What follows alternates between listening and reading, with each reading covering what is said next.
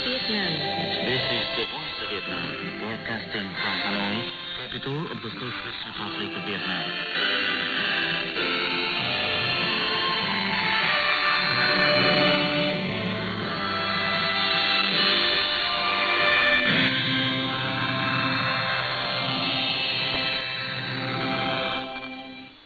Hello, welcome to the Voice of Vietnam. I'm Cẩm Thi. In this program, after the news, comes a feature about Vietnam's sea and islands. Then we introduce a musical for children to celebrate the Mid-Autumn Festival. Finally, VOV's weekend music will cheer you with beautiful songs of the Mid-Autumn Festival, one of the biggest festivals in Vietnam. First, here's the news. In the news headlines, Vietnam considers Trade and Investment Cooperation an important pillar in its relations with the EU. Vietnam and Egypt aim to generate $1 billion of annual trade revenue. And EU energy ministers seek solutions to reduce energy prices. Now for the news in detail. Prime Minister Phạm Minh Chính has told Chairman of the European Parliament's Committee on International Trade, Bernard Lange, that trade investment cooperation is an important pillar in the Vietnam-EU relations. During their meeting on Friday, the Prime Minister highlighted Vietnam's foreign policy of independence, self-reliance and diversification and multilateralization of international relations, of which the EU is an important partner. He asked the EU to continue creating favorable conditions for Vietnamese goods to enter its market and urged its member states to soon finalize the ratification of the EU-Vietnam Investment Protection Agreement to further promote bilateral economic ties.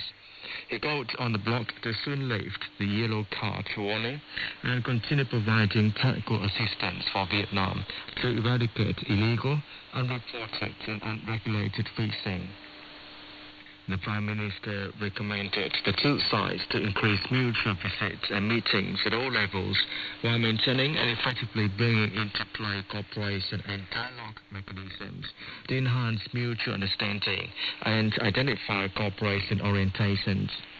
He asked the EU to strengthen ties with Vietnam in climate change response, sustainable development, green transition and renewable energy.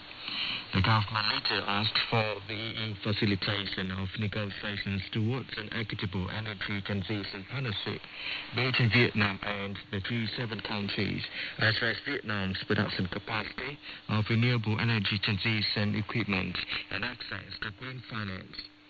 Chairman Lange said that Vietnam is one of the EU's important partners in the region, and the EP always supports stronger bilateral cooperation in all spheres, especially when the EU is carrying out many policies oriented towards the Indo-Pacific, including Vietnam. He spoke highly of the prospect of cooperation with Vietnam in climate change response, environmental protection, green growth, and energy transition. Prime Minister Phạm Minh Chính told Laos Minister, heads of the Prime Minister's office, that Vietnam always treasures and promotes its great friendship, special unity and comprehensive cooperation with Laos. During a reception on Friday, the Prime Minister suggested that effectively implement the MOU on cooperation plan for the 2022-2023 period.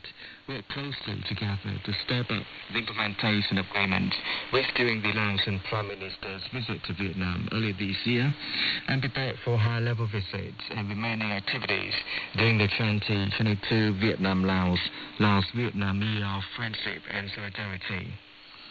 He asked the two sides to create all possible favorable conditions for Vietnamese businesses to invest in Laos and Laotian enterprises to do business in Vietnam, especially those in agriculture.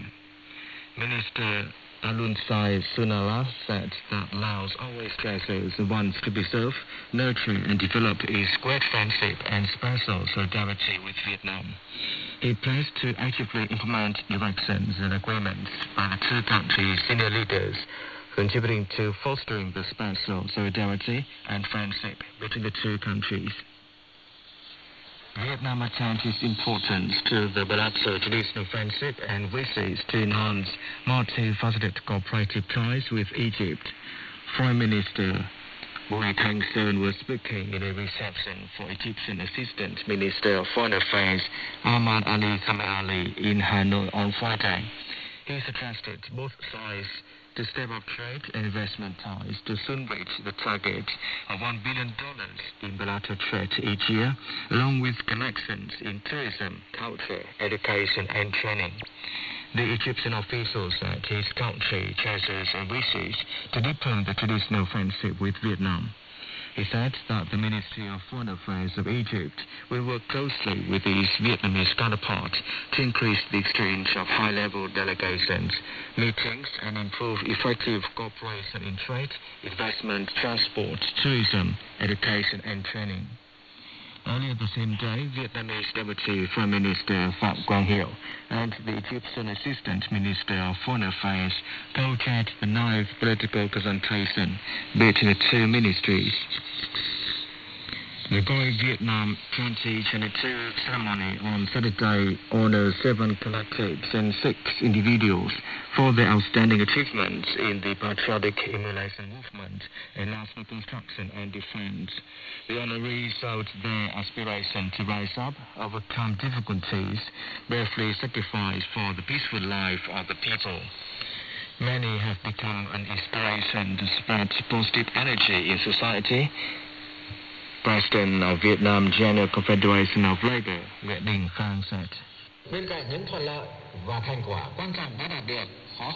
Besides advantages and achievements, there are a lot of challenges. More than ever, the spirit of solidarity and bravery of Vietnamese people should be further promoted. The Glory of Vietnam 2022 program has a special meaning to honor role models who are working in different professions, fields, and positions, but have in common enthusiasm, dedication, and a desire to contribute their bravery, intelligence, and energy of Vietnamese people to the nation. Thái Nguyên Provincial Authorities, charity groups, and Samsung Vietnam held a Mid-Autumn Festival celebration for local disadvantaged children. 350 kids from poor families, ethnic groups, and those affected by the COVID-19 pandemic benefited from the charity program. In Quảng Nam Province's Tam Kỳ City, local authorities and organizations held celebration for some 1,500 disadvantaged children. Nearly 15,000 Mid-Autumn Festival gifts were presented to children in Da Nang City on Friday. Saigon Twist Group, youth newspaper, and local youth unions in Ho Chi Minh City held a celebration for more than 500 kids affected by the pandemic, following earlier events in Bắc Cạn, Cao Bằng, and Đắk Lắk provinces this week, where kids received cakes, school utensils, and scholarships. In the southern Sóc Trăng province, border guards took the lead to hold celebration for local children. Major Nguyễn Hùng Anh from Vĩnh Hải Border Guard Station. Most local kids of ethnic groups with disadvantages. That's why we organize an evening of Mid-Autumn Festival celebration for them to have fun. We sent staff to visit children living in remote areas and present them with gifts too.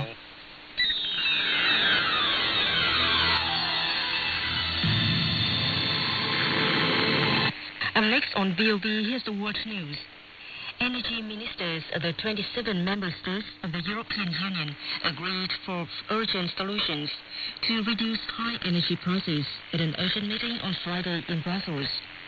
European countries are waiting for the proposal from the European Commission with the hope of approving it before the end of this month.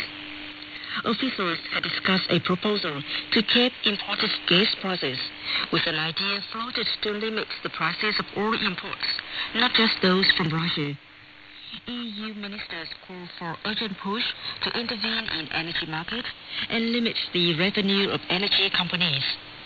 The ministers recommended that the EC propose measures to reduce electricity demand across EU and to help address liquidity problems in energy markets. It's expected that European energy ministers will meet at the end of this month. King Charles III had his first speech on Friday, in which he paid tribute to his mother, Queen Elizabeth II, who died at the age of 96 at Balmoral Castle in Scotland on Thursday. Britain's new monarch praised his mother's life of service and said he would continue to emulate his own throne. King Charles III admitted that it would no longer be possible for him to give so much of his time and energies to the charities and issues for which he cares so deeply. But he knows this important work will go on in the trusted hands of others. Charles confirmed his eldest son and heir would take on his former title as Prince of Wales, and William's wife, Kate, will become Princess of Wales. King Charles III was born on November 14, 1948, and is the firstborn son of Elizabeth and Philip. At 73, he is not only the oldest monarch to assume the British throne, but also the longest serving heir to the throne. Russia's response to restrictions imposed against its diplomats and participants in international events won't be mirror-like, Kremlin spokesperson Dmitry Peskov said Friday. Russia made this response after the EC adopted a decision that fully suspends the visa facilitation agreement between the EU and Russia. Consequently, the general rules of the visa code will apply to Russian citizens. This will result in an increase in the visa application fee from €25 to €80, the need to present additional documentary evidence, increased visa processing times, and more restrictive rules for the issuance of multiple entry visas. In the news, the main prize once again. Vietnam considers trade and investment cooperation an important pillar in its relations with the EU. Vietnam and Egypt aim to generate $1 billion of annual trade revenue. And EU energy ministers seek solutions to reduce energy prices. That's the news.